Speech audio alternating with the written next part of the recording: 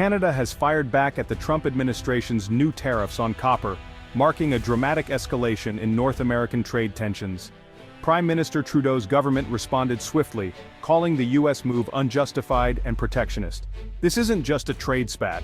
It's a calculated act of economic defiance that threatens decades of integrated supply chains. The U.S. and Canada share one of the world's largest trading relationships, with billions in goods crossing the border daily.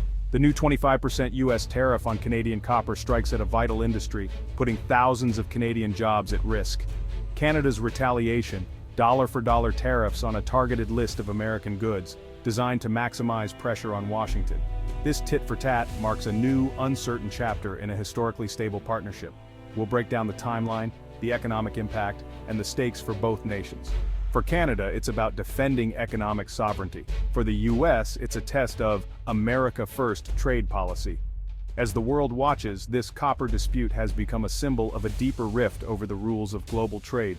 The future of North American cooperation is now in question. The stakes, economic peril, and diplomatic uncertainty for both sides. The path forward is anything but clear. This is the new front in the North American trade war. The Trump administration's 25% tariff on Canadian copper is the latest use of its favorite trade weapon. Announced July 15, 2025, after a Commerce Department investigation, the move cites Section 232 of the Trade Expansion Act, National Security. The administration claims Canadian copper imports threaten U.S. defense and industry, echoing past tariffs on steel and aluminum. President Trump accuses Canada of unfair subsidies, blaming them for U.S. plant closures and job losses in states like Arizona and Montana. In 2024, the U.S. imported $11 billion in Canadian copper, over 60% of Canada's copper exports. The White House argues this dependency is a vulnerability for American supply chains, but critics, including U.S. manufacturers and the Chamber of Commerce, call the national security claim a pretext for protectionism. They warn the tariff will raise costs for American businesses and consumers. The Commerce Department's investigation began in February, spurred by U.S. copper mining companies. Canadian officials pushed back hard in public hearings, highlighting the deeply integrated cross-border supply chain. Despite these arguments, the final report recommended tariffs. President Trump acted within 2 weeks, setting the stage for confrontation. The move has divided U.S. industry and sparked controversy at home. The national security justification is unprecedented in U.S.-Canada trade. The result, a major rupture in North American economic relations. Copper mining is a cornerstone of Canada's economy, especially in British Columbia, Ontario, and Quebec. The industry supports over 30,000 direct jobs and tens of thousands more in related sectors. The U.S. tariff is a direct threat to these livelihoods. Over 60% of Canada's copper exports, worth $11 billion, go to the U.S., a market that can't be easily replaced. Decades of integration under NAFTA and USMCA have optimized supply chains for North-South trade. The 25% tariff disrupts this ecosystem, making Canadian copper too expensive for its main customers. The Mining Association of Canada warns of mine suspensions and a freeze on billions in planned investments. The ripple effects, less freight for railways, lower demand for equipment, and reduced tax revenues. Investor confidence is shaken, as the tariff signals instability in cross-border trade. The long-term damage could far exceed the immediate loss of copper sales. Canada's resource sector faces a crisis with no easy fix. Canada wasted no time in striking back. On August 1st, Ottawa unveiled $11 billion in retaliatory tariffs on a carefully chosen list of U.S. goods. The targets products from politically sensitive states and districts, from copper wire and pipes to apples, dairy, bourbon, and motorboats. The goal maximized political pain in Washington while minimizing harm to Canadian consumers. Deputy Prime Minister Chrystia Freeland declared, "Canada will not be bullied." The strategy is clear: pressure U.S. industries to lobby for a reversal. Early impacts are already visible. Canadian importers are canceling orders for targeted U.S. goods and seeking alternatives. Some price increases are expected, but Ottawa sees this as a necessary defense. The retaliation is a high-stakes gamble. Canada bets that targeted U.S. pain will force a policy change before its own copper industry suffers irreparable harm. The trade war is now fully engaged. The outcome remains uncertain. The fallout was immediate. Canadian copper producers slashed forecasts and paused hiring. Stock prices tumbled. Towns like Kamloops, BC, already feel the anxiety as local economies slow. In the US, manufacturers face a 25% jump in copper costs, squeezing profits or raising prices for consumers. Construction firms and electronics makers are hit hard, with project costs rising and contracts in flux. Canada's counter-tariffs hurt US exporters.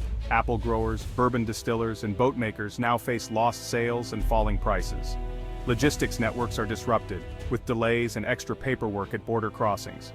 Trucking and rail companies see reduced cargo and higher costs.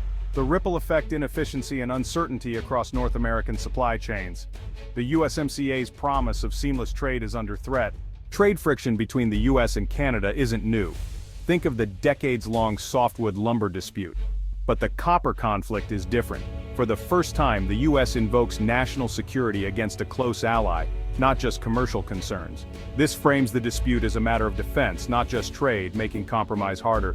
The political climate has shifted. America First challenges the old consensus on free trade.